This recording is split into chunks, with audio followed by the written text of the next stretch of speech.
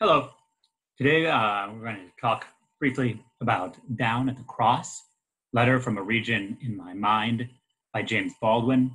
It was originally published in 1962 in the New Yorker, and together with My Dungeon Shook, it was gathered into what became The Fire Next Time, published in 1963. Let's start by looking at the structure of this piece. It divides into three parts. In the first part, we have the personal and biographical history of Baldwin that's focused around him, kind of around 14 years old. And it's especially focused on his role in the church and how the church kind of saved him, but also shifted him in different directions. The second large part is focused around the lunch that he has with Elijah Muhammad and the philosophical differences that Baldwin has with the Nation of Islam. And then finally, the third part is Baldwin's discussion of race and specifically action, the way he sees things that they should move forward. And this is him kind of considering what a united nation will look like, and that's in strong contrast to Elijah Muhammad's idea of kind of a divided nation. So let's get started with part one about his adolescence. It begins with this sentence: I underwent during the summer that I became 14 a prolonged religious crisis. This is one of the things that connects really nicely to My Dungeon Shook, in which Baldwin was writing to his nephew when his nephew was around 15 years old. And so in some ways, we can see Baldwin really reflecting on this period in a person's life. And for this context, specifically, a young Black male. Around Baldwin in Harlem, he sees a few different options for where his life could go. One set is the whores, pimps, and racketeers that are on the streets of the Avenue. The other are his friends that are drinking and smoking and engaging in their sexual careers in progress. And then there's the church, which ultimately will be what he goes into. So the major idea that I want to pursue in this brief discussion is Baldwin's constant movement between power and love. These are going to be the two poles that he largely structures this discussion around. And early on in this first part, we have the introduction of power. The social treatment accorded even the most successful Negroes proved that one needed, in order to be free, something more than a bank account. One needed a handle, a lever, a means of inspiring fear. So here, one of the things that we have introduced is the relationship between money and power. Baldwin will continue to look at this, and specifically, you might think about contemporary discussions about Black buying power and whether or not it's a myth, which is a contemporary discussion that's happening right now. But in this case, Baldwin is connecting the idea of fear to power. Right? Instilling fear in somebody is an act of power. Similarly, we also have this quotation: white people who had robbed Black people of their liberty and who had profited by this theft every hour they lived had no moral ground on which to stand. They had the judges, the juries, the shotguns, the law. In a word, power. And so here Baldwin is making explicit that white people gain power by having a variety of spheres of influence that they bring together. What he's describing here is generational systemic poverty. One of the things that happens, right, is after the emancipation in 1863, one of the first things that happened is debt bondage was placed upon Black people when they needed to get some money in order to start buying land or property in order to then gain independence. Well, this thrust them into debt, which kept them from advancing socially and financially. And this then has a generational impact. And so that's one of the things that Baldwin is pointing to here. Where do white people gain their influence, their power? Well, it comes from keeping Black people in this sustained poverty.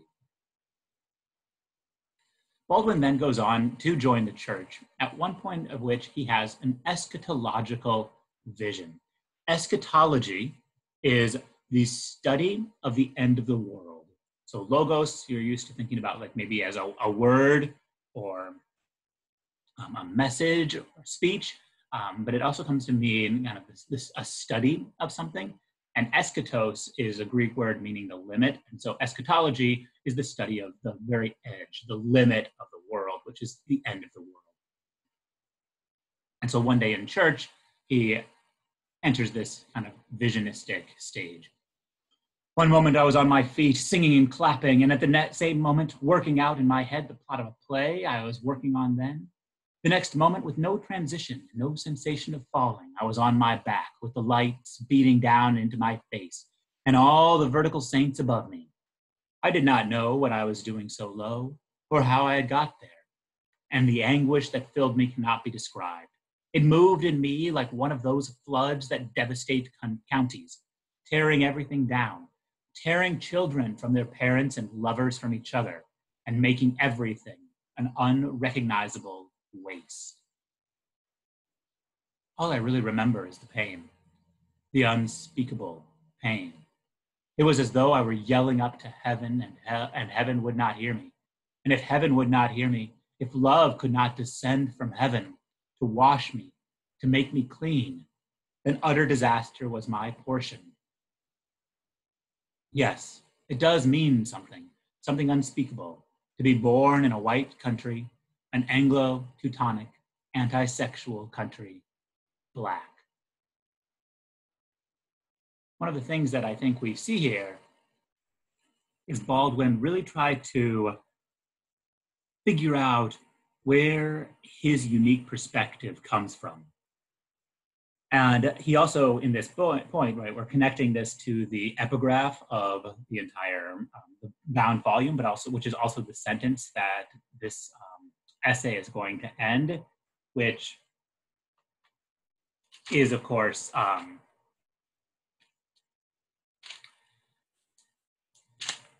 God gave Noah the rainbow sign, no more water, the fire next time. And so here we have the flood vision, right? Again, floods being one of these staples in eschatology. I really admire the way that Baldwin talks about counties instead of countries. It localizes this to make it a little bit more personal. And then he talks about the personal consequence, right? Tearing everything down, property, tearing children from their parents and lovers from each other, the kind of personal consequence that happens. And everything becomes an unrecognizable waste. Baldwin will use this word a couple of times. There's some really nice allusions here as well to T.S. Eliot's The Wasteland, if that's something that you've studied at any point. But this is a moment where he has this vision and he realizes maybe I need to work to prevent this waste from happening. So we've looked at power. Now let's look at one of the ways that he starts describing love in this first section. I was told by a minister, for example, that I should never on any public conveyance under any circumstances rise and give my seat to a white woman. White men never rose for a Negro women. Well, that was true enough in the main. I saw his point. But what was the point? The purpose of my salvation, if it did not permit me to behave with love toward others, no matter how they behaved toward me. And so this is going to be one of Baldwin's key arguments in this entire piece. The shift between kind of the mass, the undifferentiated mass, and the personal. And this is a point of great contention. So if you disagree with this, that's absolutely okay, because this is Baldwin's personal statement and philosophy and inserting himself into an actual debate that exists on whether you can actually differentiate people if the problem is systemic, or if you need to act in a systemic way to challenge that systematizing. All right, in part two, Baldwin describes a lunch that he has with Elijah Muhammad, who was the head of the Nation of Islam. So very simply, the nation, and this is very, very simplistic, the Nation of Islam is an African-American religious and political organization that was founded in Detroit and is based in Chicago. And Elijah Muhammad was the long-running leader from 1934 to 1975. if you do any reading about Muhammad Ali or Malcolm X, you will encounter Elijah Muhammad. An important thing to note is he's massively famous and recognizable. So this is not like a casual participant in politics. This was a key figure. So in this part of the essay, Baldwin is ostensibly describing a lunch, but it's his way of presenting himself as a serious philosophical and political thinker of what the Black future in America will look like.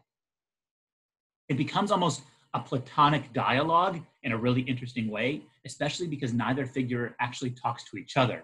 We see Elijah direct all of his questions and assertions at somebody else at the lunch, and then Baldwin kind of responds in his own mind. The key point of difference is the Nation of Islam believed that there should be a split in society, with Black America and white America becoming separate. Baldwin does not believe in this at all. He's a unified thinker. Similarly, Elijah Muhammad is going to think about things in terms of categories, and Baldwin thinks about things in terms of the individual. One of his first charges against Elijah is that he is a demagogue. So demagoguery, which is the practice of enacting being a demagogue, comes from two Greek words, demos, meaning the people, and adolos, meaning a leader or a shepherd or it's a guide, but it's essentially, it's a very negative term. A demagogue is somebody that manipulates people through political speech. Baldwin lays this out. Power was the subject of the speeches that I heard. And so when he's listening to these speeches by Elijah Muhammad that are getting the people excited, he is hearing that Elijah's promising them a return to power.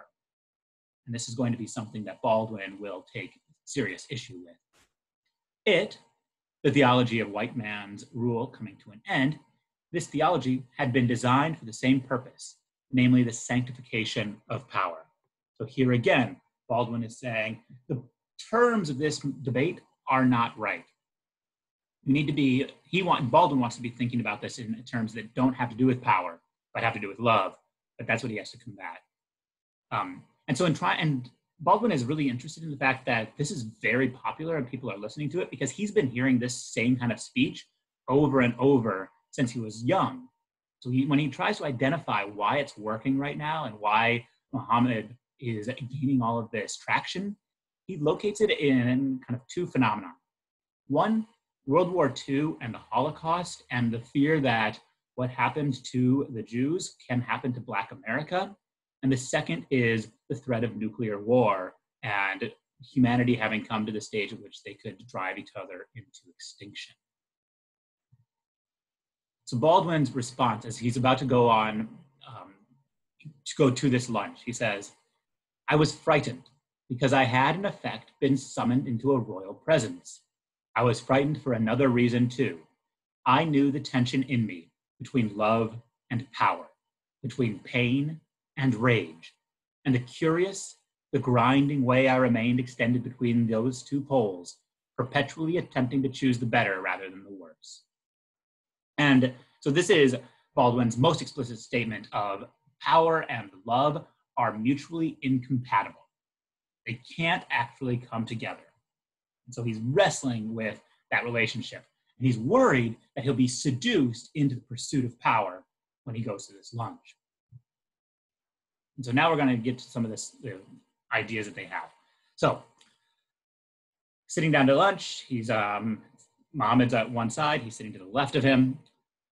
I felt that I was back in my father's house, as indeed in a way I was. And I told Elijah that I did not care white and Black people married, and that I had many white friends. I would have no choice, if it came to it, but to perish with them. For, I said to myself, not to Elijah, I love a few people, and they love me, and some of them are white, and isn't love more important than color? So notice Baldwin is coming here strong into the argument with the idea of the particular as opposed to the category, right? And he's saying, I will accept my choices. He continues, For it would seem that a certain category of exceptions never failed to make the world worse. That category, precisely for whom power is more real than love. And yet power is real, and many things, including very often love, cannot be achieved without it. So this is what this shows, right? Baldwin entered this moment saying there's going to be a tension between these two things, and here's that philosophical tension. He's constantly wrestling with these two terms and their relationship with each other. If at this point you're confused, that's completely acceptable because Baldwin himself is presenting this as a point of confusion. So then part 3, after their meal, is about Baldwin looking forward and thinking about what the world can look like. So he writes, I am very much concerned for the American Negroes achieve their freedom here in the United States. But I am also concerned for their dignity, for the health of their souls. I must oppose any attempt that Negroes may make to do to others what has been done to them. I think I know. We see it around us every day, the spiritual wasteland to which that road leads. All right, so spiritual wasteland is going to return us to that earlier quotation from his eschatological vision about the unrecognizable waste. One thing just briefly to point out, this shows the elegance of Baldwin's writing. He's a masterful prose stylist, and he's really, really remarkable when it comes to construction of his narrative. You'll notice in the last pages how it returns to the early pages. It's just incredibly artful, which helps underscore the power of his argument. Not that I'm saying you need to agree with his argument, but it's one of the methods that he's using to present his argument. So what's he saying here? Well, this is where, again, he's concerned with the spiritual. And this is, if there's a legacy from his early period in the church and why we need to understand why he went through that experience in the church. Like, why did he give us that biographical portion in the part 1? It's so we can understand what he's trying to say here with the concern for the health of their souls. Baldwin doesn't believe that the church is going to help their souls. No, he's thinking that however reconciliation happens between white and black America, that's going to be the crucible through which the soul is tempered.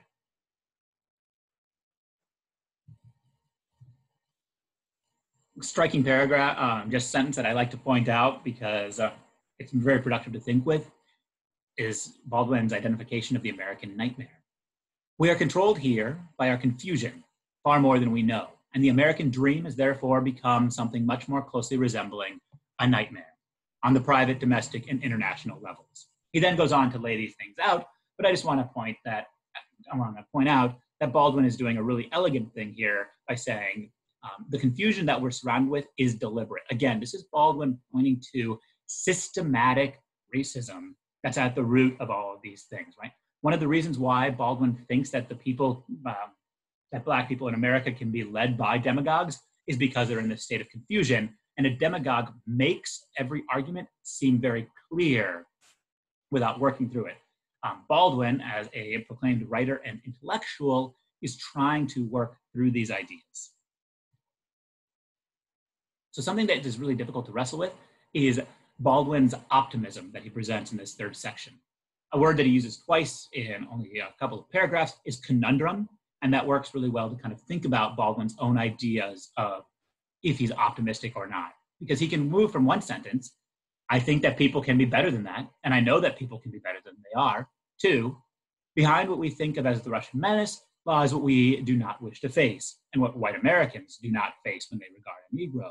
Reality, the fact that life is tragic. All right, so look, Baldwin moves back and forth to people can be better to life is tragic. Life is tragic because people die, is essentially one of the arguments. And so one of the things that he says then is what can make life bearable is going to be love. Here we return then to power and love, almost as a redux. It is the responsibility of free men to trust and to celebrate what is constant. Birth, struggle, and death are constant, and so is love, though we may not always think so, and to apprehend the nature of change, to be able and willing to change. I speak of change not on the surface, but in the depths. Change in the sense of renewal. But renewal becomes impossible if one supposes things to be constant that are not. Safety, for example, or money, or power. One clings then to chimeras, you can pronounce it with a hard or soft CH, by which they can only be betrayed. And the entire hope, the entire possibility of freedom disappears. You might be familiar with the idea of a constant from mathematics, right? Something that's not changing. So Baldwin's laying out almost a mathematical formula here for his belief in the difference between power and love. Love is a constant. It does not change. It's a thing that everybody has the capability of, everybody will experience, right? People are going to be born, people are going to struggle, people are going to die, people are going to love. His idea, right? That's his philosophical and political idea here. And again, this is not a thing that you have to agree with or not, right? This is one of the areas of debate that he's presenting to us. And then we get this sense of the kind of optimism that that he has, right? He defines change in the sense of renewal. So kind of a return, however you want to view that word and think about it. But he says it's going to be impossible if one doesn't understand what constants are and what constants are not. So he says people are confusing things like safety, money, and power for constants. These are all things, though, that can easily be taken away from you, and not everybody will have, or others will have more of than others, right? So, and this, again, is going to connect us to this idea of money and power that we saw. And then he gives us this like very brief kind of classical illusion, which I will just want to point to because later on we're going to be talking about monsters. So a chimera is a beast from Greek mythology that's made up of multiple animal parts.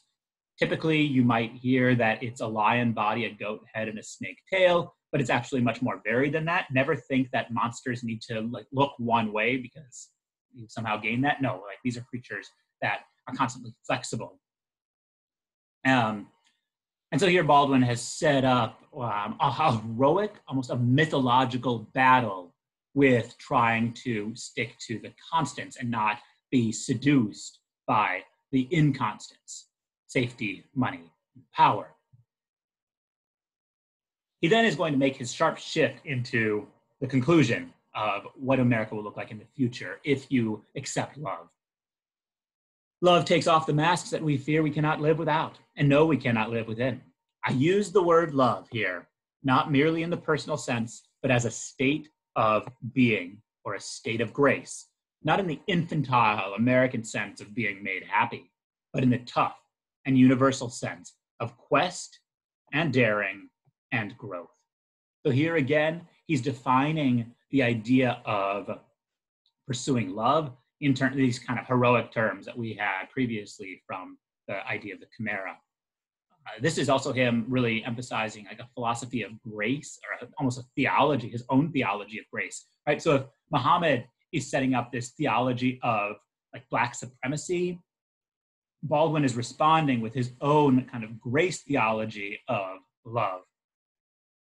He says as well, I cannot accept the proposition that the 400-year travail of the American Negro should result merely in his attainment of the present level of American civilization.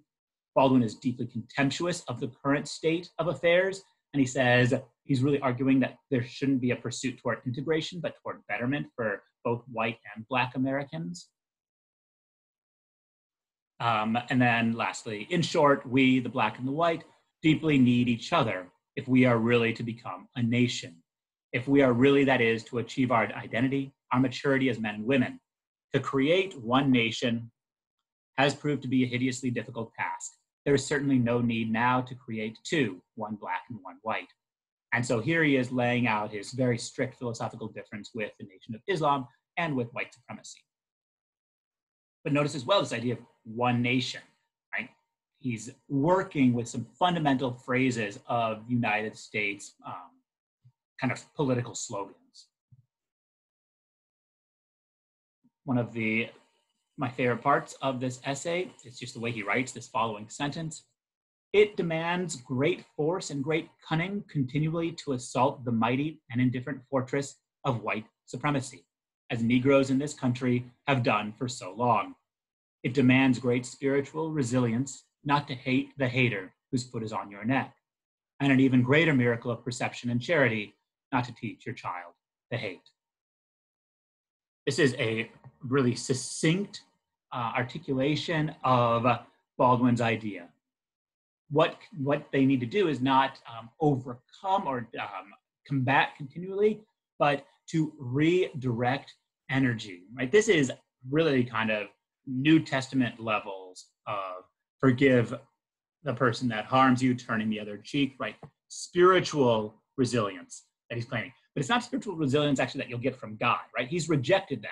He's rejected the church. He gave us this idea of where he first encountered ideas of the Spirit, but then he rejected that. However, he still believes in the Spirit. He's just creating his own, again, almost a theology. Not to hate the hater, and then not to teach your children. So this is one of these themes that we're going to be working through this entire course about inheritance and genealogy and how you actually create renewal and rupture the present from the past is you can't replicate those models of hate. This fits in a really interesting way with his identification of systematic poverty, right? This idea that because of who your ancestors were, it means the opportunities that you currently have. He's saying that's power, right? That's power and money. But you can make this shift with love, which will be the actual assault on white supremacy. So you don't use the tools of white supremacy. You use this other philosophy that Baldwin is celebrating. In order to do this, though, where will love lead you? It will lead you to action. Color is not a human or personal reality. It is a political reality. But this is a distinction so extremely hard to make that the West has not been able to make it yet. And at the center of this dreadful storm, this vast confusion, stand the Black people of this nation, who must now share the fate of a nation that has never accepted them, to which they were brought in chains. Well, if this is so, one has no choice but to do all in one's power to change that fate. And at no matter what risk, eviction, imprisonment, torture, death. For the sake of one's children, in order to minimize the bill that they must pay, one must be careful not to take refuge in any delusion, and the value placed on the color of the skin is always and everywhere and forever a delusion. I know that what I am asking is impossible, but in our time, as in every time, the impossible is the least that one can demand, and one is, after all, emboldened by the spectacle of human history in general, and American Negro history in particular, for it testifies to nothing less than the perpetual achievement of the impossible. The reason I highlighted storm is because this fits into the Baldwin's use of the epigraph, but also his own eschatological vision that he had in other parts of that language. Interestingly now, though, he's going to return to this word of power, only now he's going to apply it to his own ideas of love. Because a love will lead you to eviction, imprisonment, torture, and death. What is he not saying? He's not saying attack. He's not saying murder. He's not saying aggression or violence, right? And so this is again, this kind of pacifist philosophy that he's adopting here. The risk is to the Black body, but Baldwin is saying one needs to accept that risk.